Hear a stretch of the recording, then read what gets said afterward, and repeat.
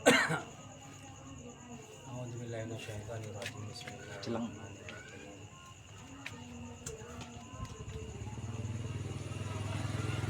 A'udzubillahi minasyaitonirrajim. Bismillahirrahmanirrahim. A'udzubillahi minasyaitonirrajim. Bismillahirrahmanirrahim. Assalamualaikum warahmatullahi wabarakatuh. Waalaikumsalam. Assalamualaikum warahmatullahi wabarakatuh. Assalamualaikum warahmatullahi wabarakatuh. Ya Muhammad, ya Rasulullah, ya Malikal Mulki Dzul Jalali wal Ikram. Asyhadu an la ilaha illallah wa asyhadu anna Muhammadar Rasulullah wa asyhadu anna Muhammadar Rasulullah.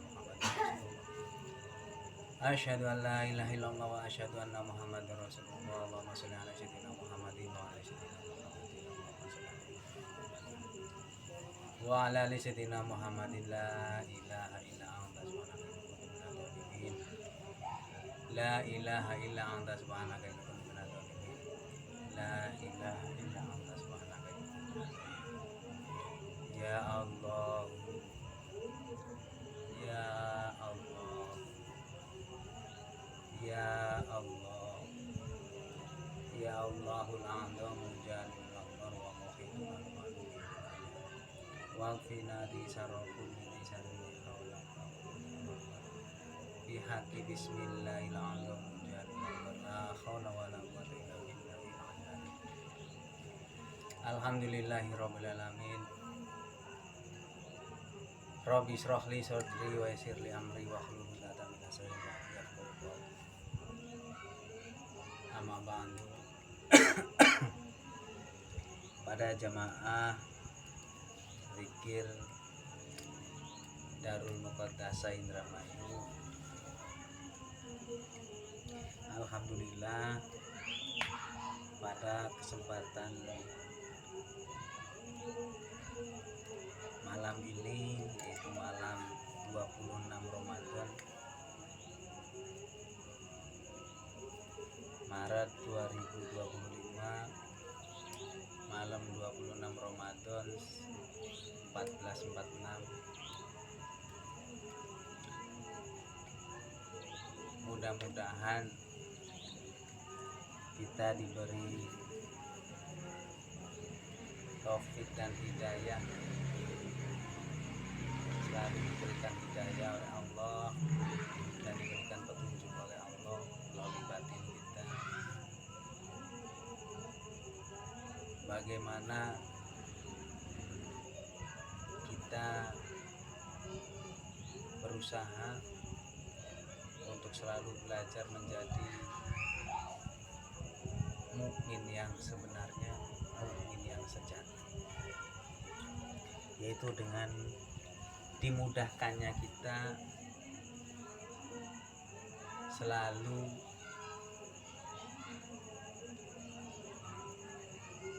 melaksanakan dan mencontoh akhlaknya Rasulullah, baik akhlak kepada Allah, akhlak kepada manusia, dan akhlak kepada seluruh alam.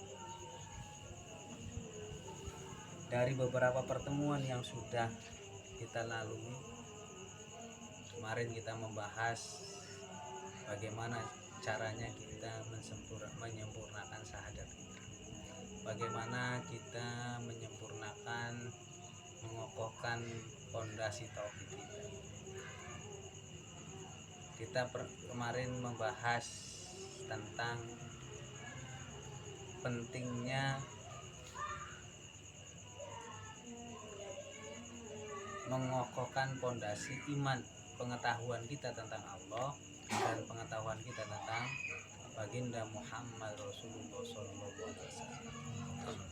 Bukan hanya sekedar mengetahui ceritanya, bukan sekedar mengetahui latar belakangnya dari baca hadis Al-Quran ataupun membaca sejarah singkat, tapi bagaimana batin kita mengetahui, syukur-syukur menjumpai Rasulullah Shallallahu Alaihi Wasallam. Itu yang terpenting. Karena Nurullah dan Nur Muhammad kemarin saya jelaskan, di setiap masa Nurullah dan Nur Muhammad Allah memilih dari sekian miliar, sekian triliun manusia, hanya satu manusia yang dipilih, yang mendapatkan Nurullah dan Nur Muhammad. Bukan berarti orang yang mendapat Nurullah dan Nur Muhammad itu sebagai pengganti Nabi Muhammad, bukan. Karena Allah mengatakan tidak ada nabi setelah Nabi Muhammad. Artinya Nurullah dan Nur Muhammad turun kepada manusia yang dipilih oleh Allah itu adalah Muhammad. Tetap adalah Muhammad. Nah, bagaimana kita untuk mengetahui atau mengejar itu kalau batin kita tidak bisa, batin kita gelap, batin kita tidak bisa melihat, atau batin kita tidak mendapatkan petunjuk dari Allah, tidak mungkin. Ulama, kiai, ustaz belum tentu orang yang terpilih. Karena orang terpilih itu hanya orang-orang yang mendapatkan penerang dari Allah. Nah, di sini wajibnya kita belajar itu di sini. Nah, sekarang kita akan membahas, kemarin membahas iman kepada Allah. Kita langsung lompat di bagian iman kepada hari akhir atau iman kepada hari kiamat. Tentunya wajib bagi kita mengimani akan datangnya hari akhir. Maka kita harus mempersiapkan diri dengan bekal belajar membuka batin kita, belajar membuka pikiran kita. Tentunya ada sebelum datangnya hari kiamat ada ciri-ciri yang Allah akan datangkan. Cirinya dulu.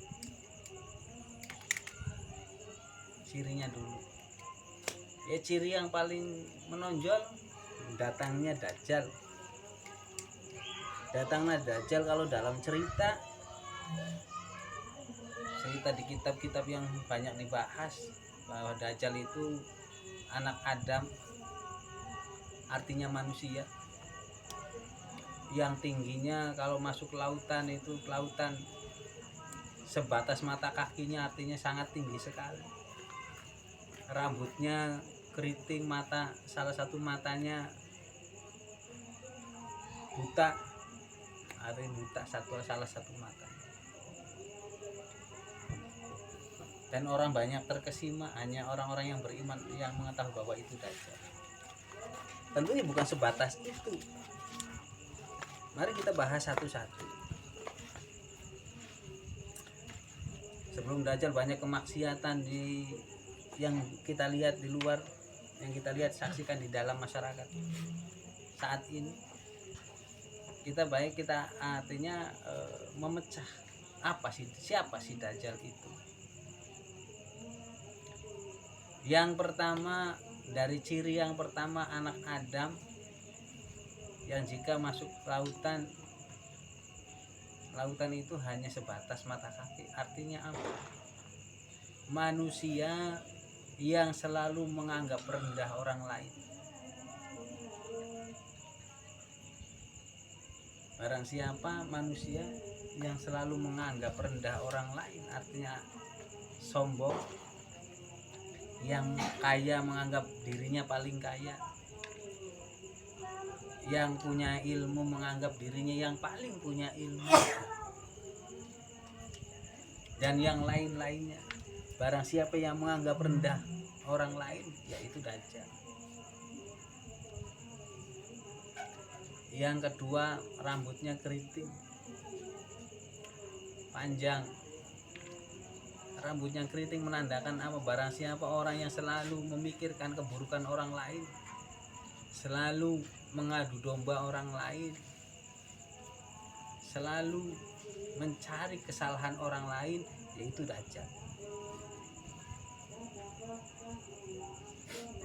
Ruwet, pikirannya ruwet, selalu memikirkan kejelekan orang lain, selalu mencari kecelah keburukan orang lain, selalu mengadu domba orang lain. Tidak pernah berpikir lurus, berpikir bagaimana Allah ridho kepada dirinya. Ada tetangga senang sakit hati, selalu yang dikoreksi kesalahan orang lain, sibuk mengkoreksi salahnya orang lain, tapi tidak pernah sibuk mengoreksi salah diri atau kesalahan yang ada pada diri sendiri. Nah, itu dajjal.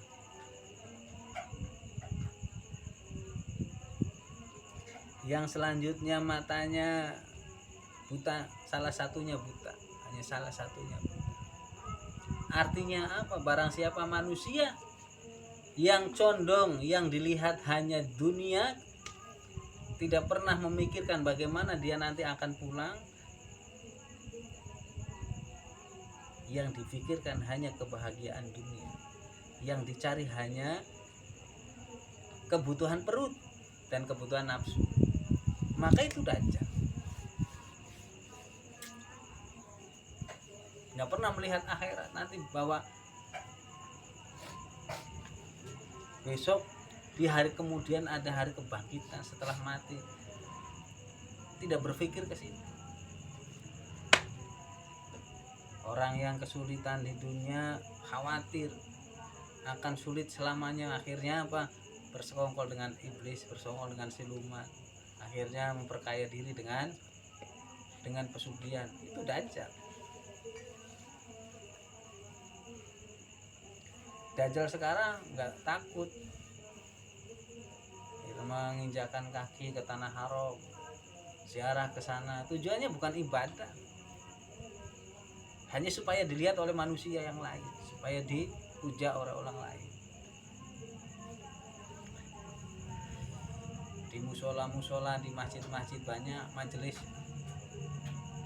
yang selalu apa artinya? Mengoreksi kesalahan orang lain. Kajiannya selalu menyalahkan orang lain. Nah, itu. Sedangkan Rasulullah tidak pernah mengajarkan itu. Yang selanjutnya hanya orang yang beriman yang mengetahui bahwa di keningnya ada tulisan kafar. Bukan kafaro, kufuro. Orang yang tadi disebutkan tadi semuanya adalah orang kufur, tidak pernah bersyukur kepada Allah. Orang yang tidak pernah bersyukur kepada Allah dan tidak pandai bersyukur kepada Allah, nah itu sejatinya dajjal. Banyak orang yang ahli hadis, ahli Al-Quran, dengan tetangga nggak akur. Banyak ahli Al-Quran, ahli hadis, tapi selalu merendahkan orang lain. Nah, itu dajjal. Nah, sekarang pertanyaannya, apakah di lingkungan kita banyak yang seperti itu? Banyak kan. Orang banyak manfaatnya. Orang teman pirang-pirang. Kita bisa lihat. Berarti kita hidup dengan berdampingan dengan dajjal. Maka kalau iman kita, tauhid kita tidak bertambah, maka terancamlah iman kita. Islam jangan sampai ikut-ikutan. Syahadat kita jangan sampai syahadat ikut-ikutan. Katanya. Penyaksian itu tidak katanya. Islam, sholat kita bukan sholat katanya. Akhirnya melakukan sholat karena saya muslim. Pada umumnya muslim sholat, itu belum muslim. Kita harus mengetahui sholat apa sih sampai Allah mengangkat Rasulullah naik?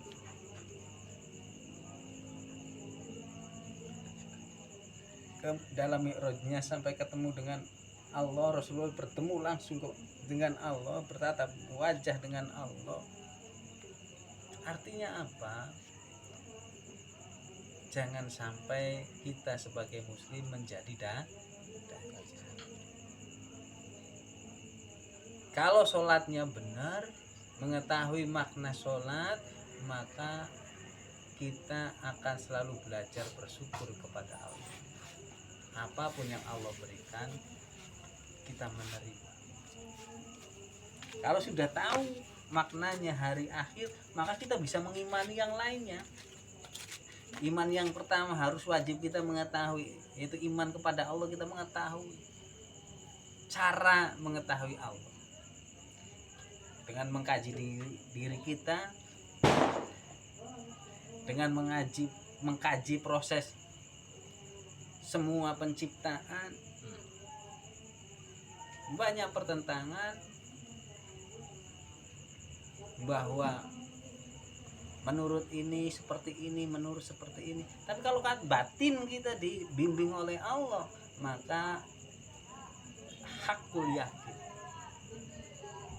kita akan menjadi orang yang hakul yakin, tidak tergoyahkan keyakinan kita kepada Allah, karena kita dibimbing oleh Allah, batin kita dibimbing. Kenapa di dalam setelah Al-Fatihah Al-Baqarah Alif Lam Mim?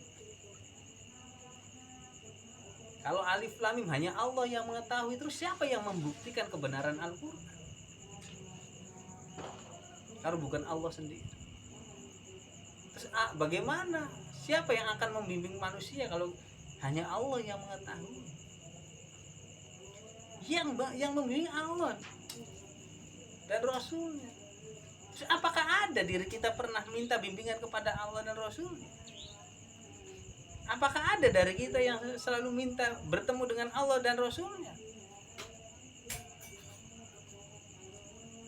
Pertanyaannya hanya itu. Pernahkah kita di dalam doa kita, di dalam diam kita, di dalam aktivitas kita, selalu hati kita selalu minta bertemu dengan Allah, bertemu dengan Rasulullah, minta bimbingannya? Apakah pernah? Tinggal tanyakan pada diri kita. Kalau belum pernah, ya mulai saat ini hidupkan hati kita dengan zikrullah, minta kepada Allah, minta pertemuan. Kalau di dunianya nggak ketemu, masa di akhiratnya ketemu? Nggak mungkin.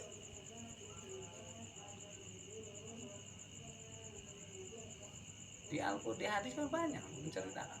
Nanti di akhir zaman, di hari pembangkitan, orang berbondong-bondong, ya Rasul, kami umatmu ya Rasul. Ya Rasul, kami umatmu ya Rasul. Rasul nanyakan, apakah kamu paham dengan saya? Apakah kamu pernah bertemu dengan saya? Apa jawabnya? Bisakah Anda menjawab itu?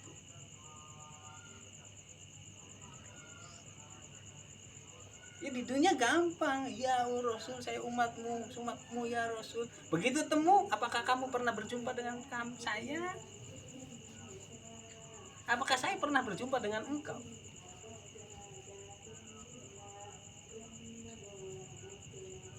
Gak bisa jawab. Nah itu yang celaka. Kalau di dunianya tidak ketemu, gak mungkin di akhiratnya ketemu. Contoh lah, jamaah sekalian sudah ketemu saya. Kalau datang ke rumah, silaturahim ke rumah saya, mengetuk pintu, terus ngomong, Kang Hasan, saya jamaah Kang Hasan. Pasti saya ngomong apa? Tanpa ngomong pun langsung dipersilakan masuk, betul nggak? Tapi saya nggak pernah ketemu, boro-boro sekali. Walaupun contoh lah, Kang Ranoto kenal saya tapi nggak pernah ketemu saya nggak pernah ketemu Kang Ranoto. Kang Ranoto ngomong, Kang Hasan, silaturahmi ke tempat saya terus ngomong, Kang Hasan, saya saya jamaahnya Kang Hasan. Loh, kok saya baru tahu, saya nggak pernah lihat. Bener. Tapi saya tahu Kang Hasan. Maaf, saya nggak tahu.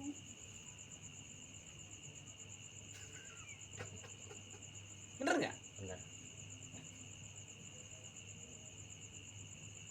Maksa ngaku seperti apapun yang sayanya nggak tahu. Tapi kalau sering duduk di majelisnya, ya kan di majelis kita bahas tentang hadisnya Rasul, tentang. Tapi kalau kita tingkah lakunya tidak pernah melakukan apa yang dilakukan oleh Rasulullah, selalu mengedepankan nafsu daripada syukur, apakah itu dikatakan kita mengikuti Rasul? Nggak mungkin. Bukan cuma itu, setelah kita melaksanakan akhlaknya Rasul, batin kita tidak pernah ketemu. Apakah Rasulullah mengetahui kita? Nggak mungkin. Karena manusia terdiri dari dua unsur, ruh dan jasad. Sedangkan Allah memberi bimbingan itu, setelah kita belajar ilmunya, maka batin kita pun akan dibimbing. Itu sudah hukum pasti, insya Allah.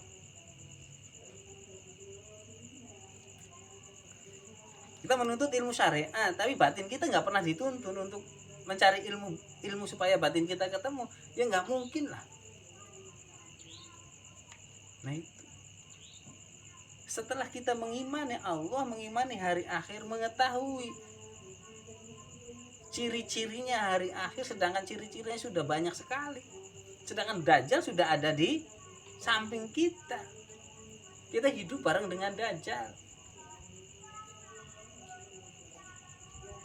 Terus bagaimana kita menyelamatkan diri? Yaitu dengan meningkatkan iman, meningkatkan pengetahuan kita, batin dan pikiran kita tentang Allah dan Rasulnya. Itu penyelamat kita.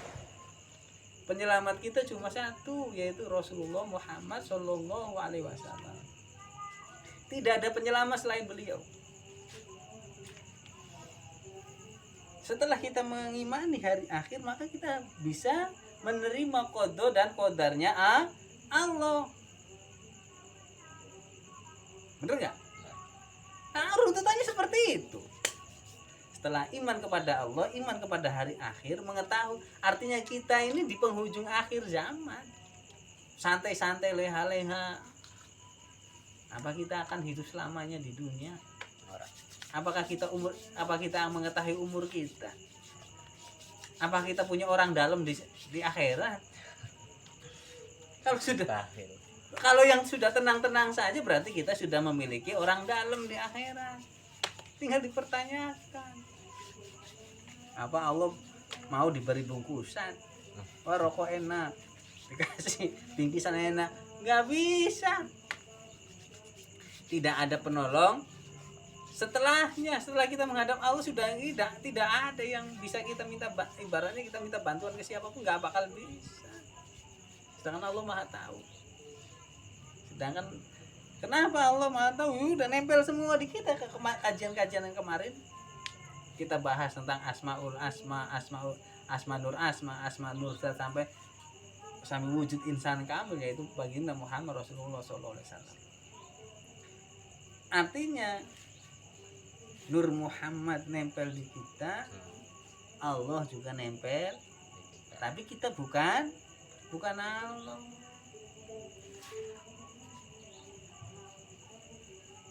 Nah di sini Allah Maha dekat.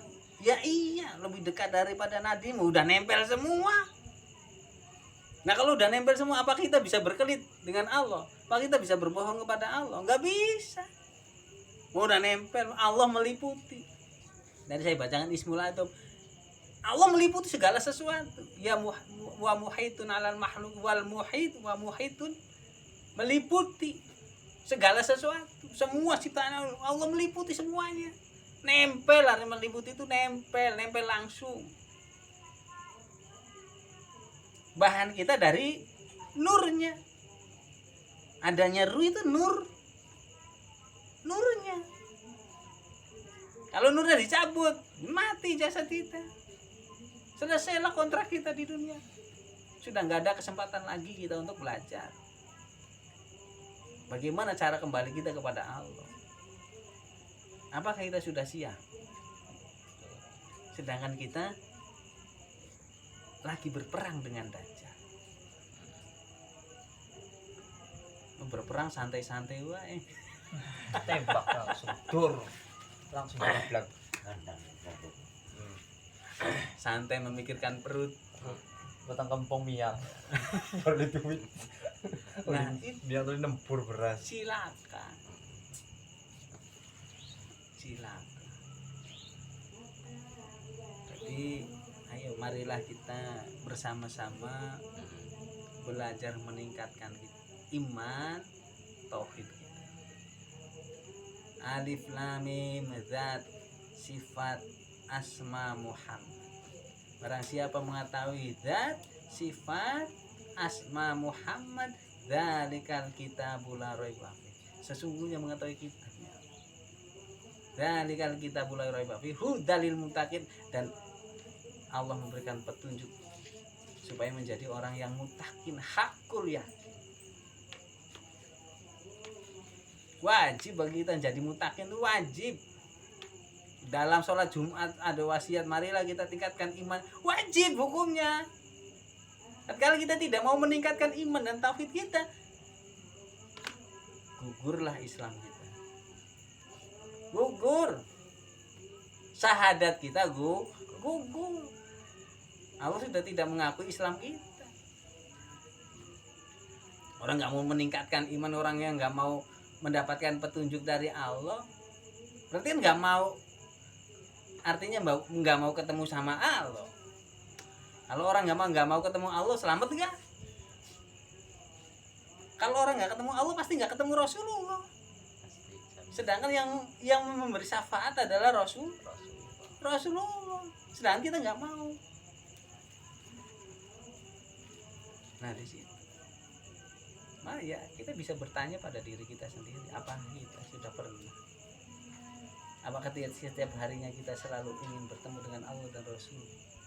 Sedangkan zikir kita, sholawat kita hanya ingin memenuhi kebutuhan dunia saja. Sholawat ribuan kali, bahkan sehari semalam.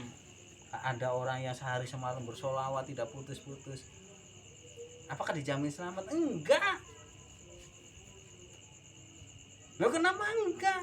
Kan katanya di sana orang yang barang siapa yang bersolawat kepada Rasulullah dijamin mendapatkan syafaat. Enggak. Yang mendapatkan syafaat setelah lisan kita bersolawat, hati kita bersolawat, batin kita bersolawat, maka tingkah lakunya kita sesuai dengan yang disolawati. Yang disolawati siapa? Baginda Muhammad Rasulullah. Berarti kita tingkah lakunya harus sama dengan baginda Rasulullah. Kita bersolawat tapi kita akhlaknya enggak belajar meniru Rasulullah. Ya contoh lah. Katanya ngaji harus ini kajiannya isinya mengisi belajar mengikuti akhlak Rasulullah. Kenapa merokok? Kan sebagian orang mengharamkan rokok.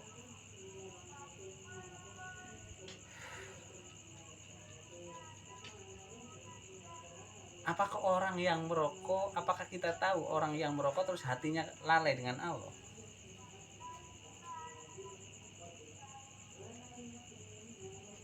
Apakah rokok terus mengotori batin kita? Kan merugikan batin, Allah tidak suka orang yang mendolimi diri kita. Orang rokok itu merusak kesehatan. Kata siapa? Iya, kata dokter mah. Tapi kalau kita merokok, ingat kepada Allah bahwa api neraka itu dekat dengan kita. Semakin dekat. Apakah kita selamat? Karena api neraka semakin.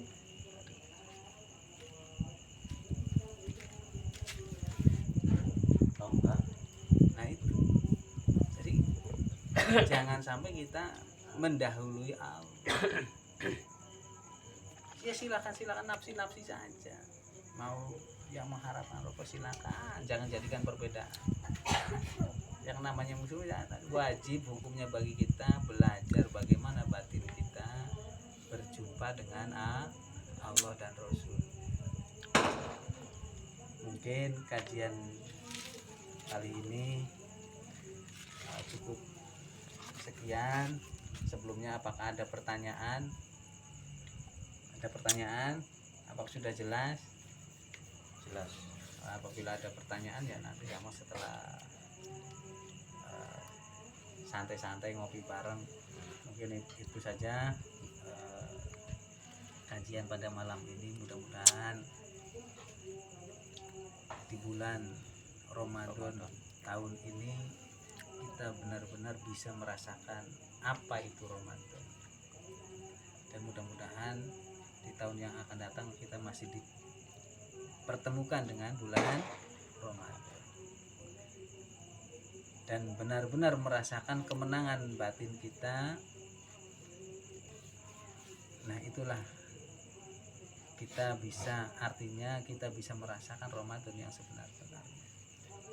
Demikian kajian kali ini. Wabillahi taufiq wal hidayah. Wassalamualaikum warahmatullahi wabarakatuh. Waalaikumsalam warahmatullahi wabarakatuh.